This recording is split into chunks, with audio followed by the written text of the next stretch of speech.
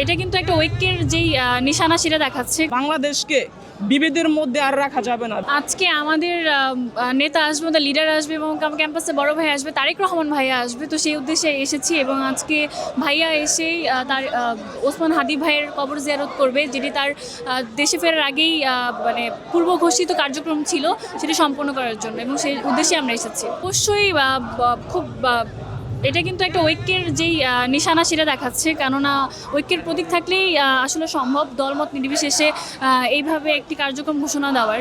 তো তারেক রহমান ভাইয়া একজন ভিশনারি লিডার, তো তিনি যে কার্যক্রম দিয়েছেন সেটি আসলেই নতুনভাবে নতুন রাজনৈতিক যেই হওয়া উচিত সেইভাবেই তিনি করছে আর কি। বিএনপির ভারপ্রাপ্ত চেয়ারম্যান জনাব তারেক রহমান সে স্বদেশ প্রত্যাবর্তন হওয়ার পরবর্তী সময় থেকে যে তার বক্তব্য, তার রাজনৈতিক দূরদর্শিতা, চিন্তাভাবনা এবং যে তার নীতি নৈতিকতার জায়গা থেকে সে তার বক্তব্যের মধ্যে বেশি এসেছে।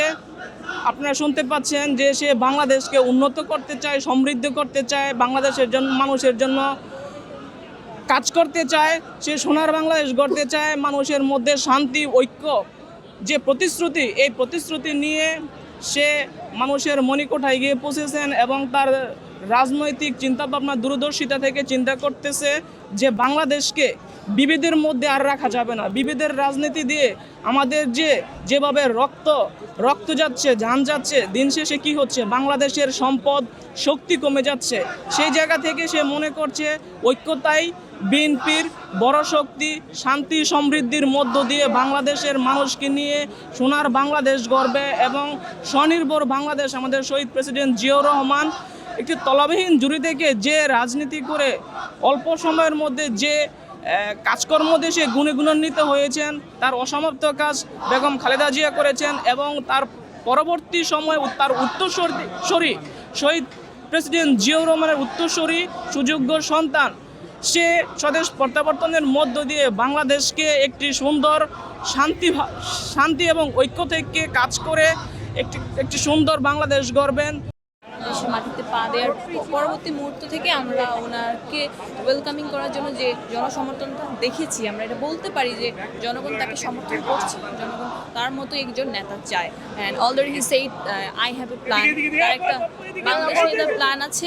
আমার কাছে মনে হইতেছে আমরা যেভাবে তার প্রতি জনসমর্থন দেখতে পাচ্ছি, জনগণ সকল স্তরের জনগণের যে ভালোবাসাটা দেখতে পাচ্ছি, আমাদের কাছে মনে হচ্ছে তারা আমাদের দেশ নেতা তারেক রহমানকে আগামী প্রধানমন্ত্রী হিসেবে জনগণ দেখতে চায়। এবং উনি যদি বাংলাদেশের প্রধানমন্ত্রী হন, বাংলাদেশের সকল স্তরের জনগণের যে আশা আকাঙ্ক্ষা আছে আমাদের কাছে মনে হচ্ছে সেটা শতভাগ ফুলফিল হবে। অবশ্যই ঐক্যের প্রতীক, কারণ উনি সকল স্তরের মানুষ নিয়ে, সকল রাজনৈতিক মতাদর্শের মানুষ নিয়ে বাংলাদেশ গড়তে চান। অলরেডি ওনার যে স্লোগান, উনি যে ইয়েতে চলেন, যে নীতি নিয়ে চলেন, উনি অলরেডি এটা বলে দিয়েছেন যে সবার আগে বাংলাদেশ, সকল রাজনৈতিক দল, সকল ধর্ম, সকল শ্রেণী পেশার মানুষ, সব কিছুর আগে আমাদের বাংলাদেশ। এবং আমরা যে মতাদর্শে বিশ্বাসী হই না কেন, আমাদের কাছে যাতে সবার আগে বাংলাদেশের স্বার্থটা থাকে, সবার আগে ম্যাটার করে, এটা আমাদেরকে দেখতে হবে।